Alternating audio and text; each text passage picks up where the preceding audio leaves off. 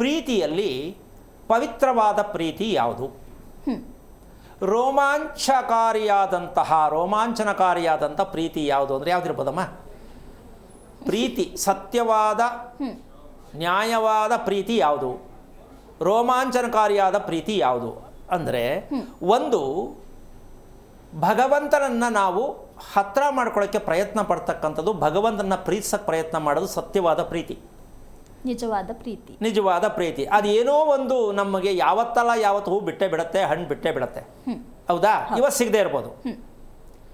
ಈ ರೋಮಾಂಚನಕಾರಿಯಾದಂತಹ ಪ್ರೀತಿ ಯಾವುದು ಅಂದರೆ ಗಂಡ ಹೆಂಡತಿ. ಏನದು ಅಂದರೆ, ದಿನ ಒಂದೇ ಥರ ಪ್ರೀತಿ ಮಾಡಬಾರ್ದ್ರಿ. ಏನು ಬೇಜಾರಲ್ವಾ? ಅದೇ ಪ್ರೀತಿ ಹಂಗಾಗಲ್ಲ, ಚೇಂಜ್ ಇರಬೇಕು ಅಂತೆ ಬೇಡ ಅಂತ್ಯ? ಚೇಂಜ್ ಇರಬೇಕು. ಗಂಡ ಹೆಂಡತಿ ಪ್ರೀತಿ ಚೇಂಜಲ್ಲಿ ಇರಬೇಕು. ಒಂದೇ ಥರ ಪ್ರೀತಿ ಅಂದರೆ ಏನದು ಅರ್ಥ? ಎಷ್ಟೋ ಜನಕ್ಕೆ ಗಾಬರಿ ಆಗ್ಬೋದು. ಒಂದೇ ಥರ ಪ್ರೀತಿ, ಬೇರೆ ಬೇರೆ ಪ್ರೀತಿ ಯಾವುದಾದಿದೆ? ಅದರಲ್ಲಿ ಇನ್ನೂ ಒಂದು ಪ್ರಶ್ನೆ ಏನಂದ್ರೆ, ಒಂದೇ ಥರದ ಪ್ರೀತಿನೇ ಸಿಗ್ತಿಲ್ಲ, ಇನ್ನು ವೆರೈಟಿ ಪ್ರೀತಿ ಎಲ್ಲಿ ಹುಡ್ಕೋಣ ಅನ್ನೋದು ಎಂಥ ಗೌಪ್ಯವಾದ ವಿಷಯ. ಇರೋದೇ ಅದೇ ಇಲ್ಲ, ಇನ್ನು ಬೇರೆ ಬೇರೆ ತಗೊಂಡು ಏನು ಮಾಡೋಣ? ಎಷ್ಟು ಜನಕ್ಕೆ ಪಾಪ ತೊಂದರೆ ಅಲ್ವಾ? ಹೌದು ಗುರುಗಳೇ, ಖಂಡಿತ. ಎಷ್ಟು ಬೇಜಾರಲ್ವಾ? ನಾನು ಏನೋ ಅನ್ಕೊಂಡು ಮದುವೆ ಮಾಡಕೊಂಡ್ರೆ ಏನೂ ಇಲ್ಲ, ಪ್ರೀತಿಯೂ ಇಲ್ಲ, ಏನೂ ಇಲ್ಲ.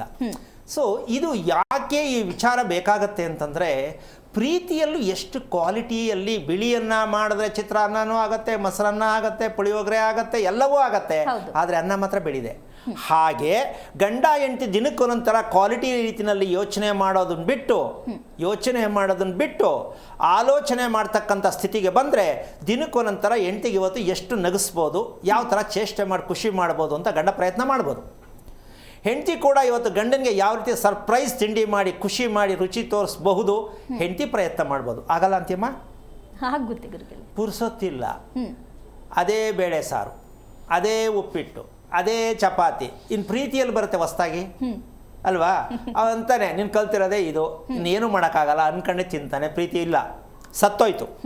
ಅದಕ್ಕೆ ನಾನು ಹೇಳೋದು ಇಷ್ಟೇ, ಮನೆಯಲ್ಲಿ ಏನಿದೆಯೋ ಅದನ್ನು, ರಾತ್ರಿ ಅನ್ನನೇ ಆಗಲಿ, ಬೆಳಿಗ್ಗೆ ಎದ್ದು ಮೊಸರು ಹಾಕಿದ್ರೆ ಮೊಸರನ್ನ, ಸಾಂಬಾರು ಇರೋದನ್ನ ಮಿಕ್ಸ್ ಮಾಡಿ ಬಿಸಿ ಬಿಸಿ ಕೊಟ್ಟರೆ ಬಿಸಿಬೇಳೆ ಬಾತ್ ಅಲ್ವಾ? ಎಷ್ಟು ಬೇಗ ಮಾಡಿಬಿಟ್ರು ನಮ್ಮ ಹೆಂಡತಿ ಬಿಸಿಬೇಳೆ ಬಾತ್ ಅಂತ ಅಂದ್ಕೊಡೋ ಖುಷಿಲೇ ಪ್ರೀತಿ ಸಿಕ್ಬಿಡುತ್ತೆ. ಹೌದು. ಆದರೆ ತಿಂದಾದ್ಮೇಲೆ ಹೇಳಬೇಕು ರಾತ್ರಿ ಅನ್ನ ಇದು ಅಂತ ಹೇಳ್ಬಾರ್ದು. ಯಾಕೆ ವಿಚಾರ ಹೇಳ್ತೀನಿ ಅಂದರೆ, ಜೀವನದಲ್ಲಿ ನೆಮ್ಮದಿಯಾಗಿ ಖುಷಿಯಾಗಿ ಆರೋಗ್ಯವಾಗಿ ಪ್ರೀತಿಪೂರ್ವಕವಾಗಿ ಬದುಕಬೇಕು ಅನ್ನೋದಕ್ಕೆ ಇದೆಲ್ಲ ಬೇಕಾಗತ್ತೆ. ಯಾಕೆಂದರೆ ದಿನ ಇದ್ದದ್ದೇ ರಾಮಾಯಣ ಕೇಳೋದು, ಅದು ಶಾಸ್ತ್ರ ಜ್ಯೋತಿಷ್ಯ ದೇವರು ಧರ್ಮ ಕೇಳಿ ಮಾಡಾಗದೆ ಏನು ಪ್ರಯೋಜನ ಇಲ್ಲ ಅನ್ನೋದಕ್ಕೆ ಇದು ಸ್ವಲ್ಪ ಒಂದು ಉಪ್ಪಿನಕಾಯಿ ಥರ ಇರಲಿ ಅಂತ ಮಾಹಿತಿಯನ್ನು ಕೊಟ್ಟೆ. ವಿಷಯಕ್ಕೆ ಬರೋಣ.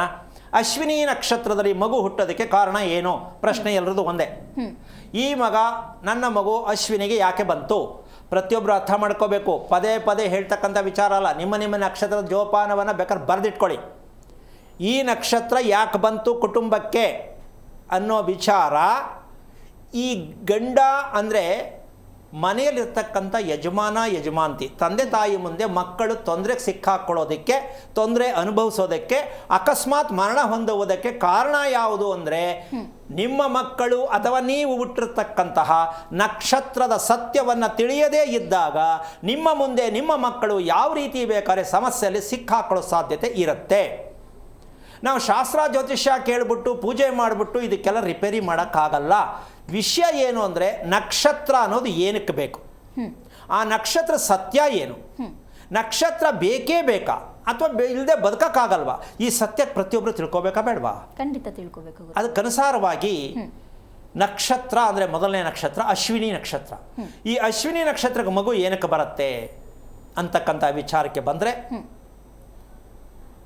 ಮಾಟ ಮಂತ್ರ ವಾಮಾಚಾರ ಅಂತ ಇದನ್ನು ನಾನು ಏನಾದರೂ ಮಾಡಿ ತಲೆ ಹೊಡೆದೋ ಏನೋ ಮಾಡಿ ಆಸ್ತಿ ಮಾಡಬೇಕು ಅಂತಕ್ಕಂಥ ಕ್ರಿಯೆ ಉತ್ಪತ್ತಿಯಾಗೋದು ಅಶ್ವಿನಿ ನಕ್ಷತ್ರ ಮೊದಲನೆಯ ಲೈನ್. ಅಕ್ಕಂದೋ ತಮ್ಮಂದೋ ಅಣ್ಣಂದೋ ಸೋದರ ಮಾವಂದೋ ಹೆಣ್ಣು ಕೊಟ್ಟೋರ್ದೋ ಇನ್ನೊಬ್ಬರದೋ ಪಕ್ಕದ ಮನೆಯವ್ರದೋ ಆ ಸೈಟ್ ನನಗೆ ಬೇಕು, ಏನೇ ಮಾಡಿ ಆ ಸೈಟ್ ತಗೋಬೇಕು, ಅದಕ್ಕೆ ತಡೆ ಹೊಡಿಸೋದಾಗಲಿ, ಬಲಿ ಕೊಡೋದಾಗಲಿ, ಏನೋ ಮಾಡೋದಾಗಲಿ, ದಿಗ್ಬಂಧನ ಮಾಡೋದಾಗಲಿ, ಅಥವಾ ತಮಿಳ್ನಾಡಿಗೆ ಹೋಗಿ ಏನೋ ಮಾಡ್ಕೊಂಬರೋದಾಗಲಿ, ಆ ಸೈಟ್ ನಂದಾಗಬೇಕು ಅಂದರೆ ಆಸ್ತಿ ನಂದಾಗಬೇಕು. ಈ ಅಶ್ವಿನಿ ನಕ್ಷತ್ರಕ್ಕೆ ಇರ್ತಕ್ಕಂಥ ಇದು ಬೇಸಿಕ್. ದೇವರನ್ನು ನಂಬಲ್ಲ ಅಂತ ಹೇಳ್ತಾರೆ ಬಾಯಲ್ಲಿ, ಆದರೆ ಅವರು ಹೋಗ್ತಾ ಇರ್ತಕ್ಕಂಥ ದಾರಿ ಹೆಂಗಿರುತ್ತೆ ಅಂದರೆ ತುಂಬ ತುಂಬ ಕ್ಷುದ್ರ ದಾರಿಯಲ್ಲಿ ಹೋಗ್ತಾರೆ. ಕ್ಷುದ್ರ ಅಂದರೆ ಭಯ ಬೀಳುವಂತಹ, ಬೇರೆಯವ್ರು ಕೇಳಿದ್ರೆ ಯಪ್ಪ ಇದೆಲ್ಲ ಮಾಡ್ತಾರ ಇವರು, ಇದೆಲ್ಲ ಇವ್ರಿಗೆ ಬೇಕಾ, ಆ ರೀತಿ ಕೆಟ್ಟ ದಾರಿಯಲ್ಲಿ ಹೋಗೋದು. ಆಮೇಲೆ ಮುಂದೆ ಹೇಳೋದು ನಾನು ಯಾವುದು ನಂಬಲ್ಲ, ನಾನು ನಂಬಿರೋದು ಒಂದೇ, ಯಾವುದೋ ಒಂದು ದೇವ್ರು ಹೇಳ್ಬಿಡೋದು.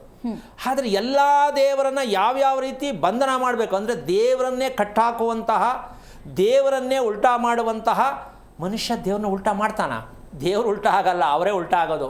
ಆದರೆ ನಾನು ಅದಕ್ಕೆ ಮೀರಿ ಬದುಕಬಲ್ಲೆ, ನನ್ನಲ್ಲಿ ಎಲ್ಲ ಶಕ್ತಿ ಇದೆ, ನಮ್ಮ ಅಪ್ಪ ಅಮ್ಮ ಬದುಕಿದ್ದಲ್ಲ ಬದುಕು, ನಾನು ಬದುಕು ತೋರಿಸ್ತೀನಿ ನೋಡು ಅಂತ ಹೆಣ್ಣಾಗಲಿ ಗಂಡಾಗಲಿ ಚಾಲೆಂಜ್ ಮಾಡ್ತಾರಲ್ಲ, ಇದೇ ಅಶ್ವಿನಿ ನಕ್ಷತ್ರ.